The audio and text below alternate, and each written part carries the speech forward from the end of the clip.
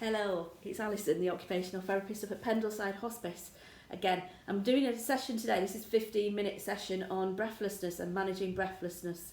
Now you might be breathless for a variety of reasons. It usually starts because you've got an underlying health condition that's causing you to be breathless.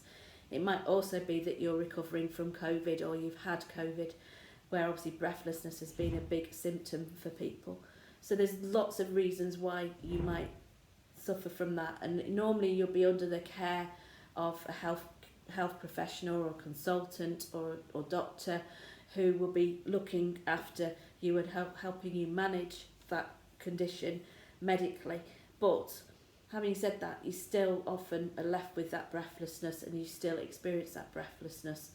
And so my role as the occupational therapist is just to help you with self-help you with some techniques and tips to help things that might help you manage that breathlessness in a way that doesn't involve your medicines. So you can use all of these alongside all of the treatments that you're using, because they're just tips and hints and things that might just help you, and you might find you get more benefits from some of the medicines and your treatments by using some of the tips and hints that I talk about. Okay, so often one of the big things to think about as well is that when people are breathless, often it links in with our thinking and functioning, so it affects us. So if you get very breathless, that affects your ability to actually do things. So it might actually stop you doing things. You might tend to sit down more or rest or not do as much because you're breathless.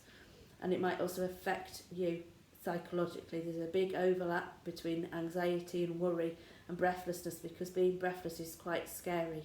It's quite a scary thing, and so the two very much go hand in hand. So some of the tips and hints are things that I use are distraction techniques, because when we're out of breath, our body wants to try and get that back to the normal, because obviously the normal thing is just to breathe away. So if you're breathless, your body wants to bring it back down under control. And I always think about athletes. So when an athlete's running, has done a run, when they come to an end, when they finish that race, they're always out of breath.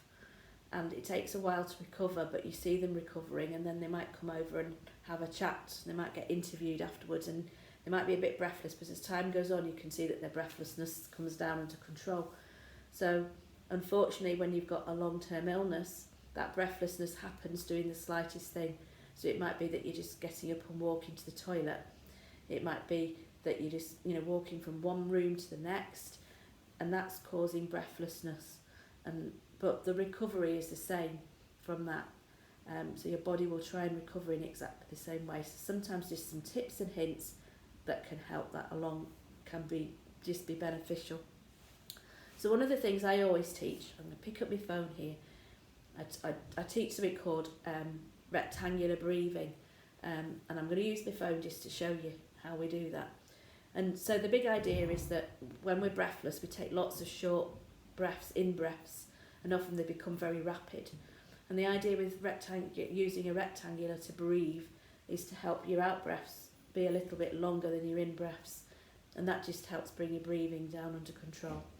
So we use our in-breaths as being the short sides of the rectangle, and the out-breaths as the longer sides. So you might breathe in and breathe out. Try and make it long, and breathe in and breathe out. Now to begin with, you might find you're chucking around this rectangle pretty fast, but hopefully as time goes on, as you try and elongate those out breaths, that slowly you just find your breathing comes down under control. Sometimes people find it helps to count, and it might be you have an out and an out. You sort of breathe in for 3, 1, 2, 3, and then try and breathe out for 4, 1, 2, 3, 4, and in 2, 3, and out 2, 3, 4. Well, people find that their visualising can really help with this, and people that use this effectively, so they just visualise a rectangle and imagine that they're breathing around it. And the reason why we teach that is because when we breathe in, we take oxygen in, and when we breathe out, we breathe out carbon dioxide. And so if we can breathe out for slightly longer, you're obviously getting out of your lungs more of the carbon dioxide. So there's plenty of room then when you take a nice in-breath for the oxygen to go in. So that's either if you're just breathing normally on normal air, or if you're using oxygen, you're using piped oxygen. So especially if you're using the nasal specs, we obviously try and encourage that you breathe in through your nose and out through your mouth. And then the oxygen's coming in through your nose. So however you're breathing, we try and breathe in through our nose and out through our mouth. It might take a bit of practice because sometimes it's something people do struggle with. But if you can do that, it helps. But if you can't, don't worry about it. Just try and develop these deep breathing techniques. So sometimes positioning can help as well. So it might be that if you change the way that you breathe to make you more relaxed and efficient, that there's some comfortable positions can help when you're breathless. So one of these is what I call high leaning. So you're leaning on something that's a bit higher. So it might be your banister rails, it might be just against a wall that you're leaning, or you might be at a table and you've got put some cushions on, so you just get a nice thing. And all this is doing is expanding your lung capacity. So when you're breathing, you're encouraging that good space, so it's easier to get the breathing in and out. If you breathe gently just to release any tension, so try and drop your shoulders with each breath out, and breathe low and slow from your tummy. So sometimes just having a hand on your tummy and a hand on your lungs here, and you're breathing in and out. Keeping those shoulders down and just trying to concentrate on that breathing. And although it might be very rapid to begin with, you might just notice a change in that, and that breathlessness is just slowly coming down and back under control again. You might want to consider cooling your face. So a damp cloth, you might be having a damp cloth nearby, a cold damp cloth just on your cheeks. Open a window for some cool fresh air. Step outside, open your back door. It might be that if you are on your own and there's no one else around you, you can use a small fan. Now we're just saying that at the moment because of COVID, that obviously fans generate and spread air droplets. But if you're at home and live on your own, there's absolutely no reason why you shouldn't continue to use fans. And I often recommend there's little small handheld fans that you can buy. Often at this time of year when people are going away on holiday, they tend to be things that you find in the holiday section of a supermarket, are these little tiny fans, and they're really good. And if you just direct the cool air down your cheek, down either side of your cheek, then that has quite a powerful effect. It cools quicker there. We tend to say don't do it in front of your face because obviously it just feels like you're in a windy day and it can take your breath away. So that's another one that can help. I also recommend some distraction techniques as well. So things that just distract you, because as I've already talked about, our bodies want to bring our breathing down under control. It's just a natural response to the breathlessness. It's trying to do that. And so sometimes when we add anxiety and worry into it, it makes it worse. So there's things we can do to distract it ourselves so that our body just works on bringing the breathlessness down under control. It can help. So sometimes just sips of very, very icy cold water. If you've got a glass of water that's full of ice and you take a sip of that, your first thing is, oh, blimey, that's cold. And your body starts to think more about the temperature and the coldness of the water, and often you can feel it going down your throat. Then that is really actually can be really, really effective, because it just switches your mind off thinking about your breathlessness and you're thinking more about the coolness of the water.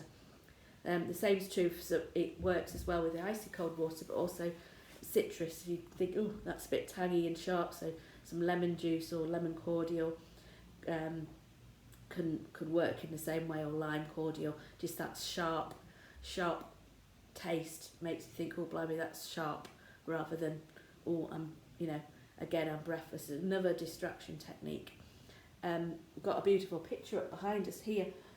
Sometimes looking at something and looking at it in depth, so looking at the colours of the leaves and the circles that have been formed, and just in your mind's eye thinking about something like that can help distract you. Listening to music can sometimes help. Watching television, putting a film on. I had a lovely gentleman that I cared for who loved slapstick comedy like Laurel and Hardy and Charlie Chaplin, and we'd often talk through. I'd get him to think about some of the funny scenes from those films that he'd bring up into his mind, and that would help just distract him. So that cause it used to take him a long time to do absolutely anything, and so we'd use these techniques just to help the breathlessness come back down under control more quickly, so that he could carry on, so that he was able to move on. And it is important, if we can carry on with doing our daily chores and things. I think you will find yourself that you feel better in your mind, and you feel that more positive in your outlook and your attitude if you're trying to do things. So using some of these techniques, the rectangular breathing, keeping yourself cool, some of the techniques that I've talked about I've done 2 sessions on energy conservation, part 1 and part 2. They talk about some of the techniques around pacing and planning and prioritising, and they're really, really good if you get breathless. Use those techniques as well, and they as well can help you. So hopefully some of those things will just help. And when it comes to talking about the thinking, just as well, another thing to take you to is I've done a couple of sessions and relaxation sessions, and I know Jeanette's done some too, some mindful walks and things like that. Those are really helpful just to help with your thinking, and because breathlessness can leave you frustrated and anxious, and just finding ways to help that alongside the breathlessness can help. So often I've got this poem, this tranquility poem, and you can say things like this to yourself each day. You think about the word tranquility, and you say tranquility 3 times in your mind. Tranquility, tranquility, tranquility. And then think about a colour associated with the word tranquility. I'm thinking blue at the moment, of a nice gentle stream. Imagine all things in this colour that remind you, so you can think of lots of things in your mind that are blue right now. There might be things in your house, things in nature, bluebells, a blue car, anything, blue car, the sea, anything that's blue. What does it smell like? What does that colour remind you of a smell? Like in this place where you are, it might be you're in the sea, at the seaside, and you can smell the sea air.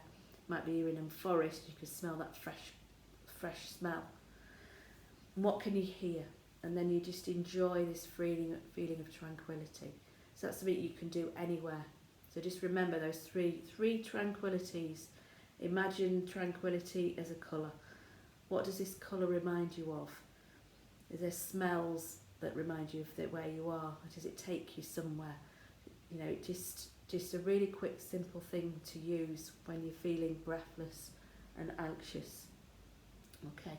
Don't forget, functioning does help. So actually we talk about exercise. So we've got exercise on the YouTube channel, so any of those that you find, just do what you can. Rest, have a break. The great thing about this time at the moment is no one's watching you. So if you need lots of pauses, and that's fine. But it might be that you've got a smartphone or something that can measure your steps, and you can just try and do a little bit more each day, even if it's in your home. That you might have only managed, say, just a very small number of steps, like 10 steps, and the next day you try and manage 15, and just try and build up. If you've got more activity than that, and you can go out and you can manage a very short walk, you just try and just take that one step further the next day. So things like that, exercises, seated exercises, we've got those exercises that you can do sat down, and just trying to just measure your steps is a great way. And you actually might find that as time goes on, if you look back over a week, that you found that you've increased how much you can actually do, and that will help you feel better. So this is just been a really quick whistle top 15 minutes on managing breathlessness. And I can, if this again is valuable, give us some feedback on the email or ring us. I could spend some more time going in depth into some of the things we've talked about. Certainly some of the techniques, and we can talk about some more distraction techniques and techniques you can use to help with your breathing. So I hope this is helpful now. And it's great to catch up with you all, and hope you're all well and taking care of yourselves. Bye for now.